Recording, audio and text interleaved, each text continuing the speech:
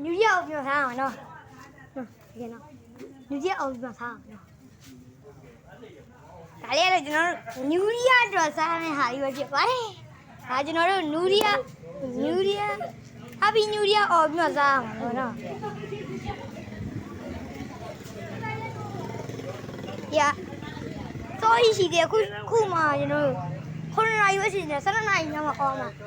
မလေးဒါကြီးတော့မစားဘဲနဲ့ထားအောင်ကြည့်လားခုလာဟိုပါလေဟုတ်တယ်ပါ Happy New Year ကိုယူမှာစားတော့မယ် Happy New Year ကိုယူမှာစားမယ် Happy New Year ပြောချင်တာလေးရှောက်ပြောရပါနော် Happy New Year အော်ဒီမှာစားမယ်ဆိုတော့ကိုကြီး မင်းတို့ဝိုင်းမရသေးဘူးလား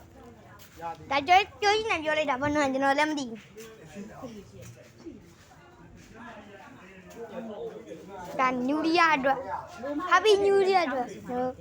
စားမှာအဲကျွန်တော်တို့အတွက် Happy New Year အော်မှာစားမှာကဲ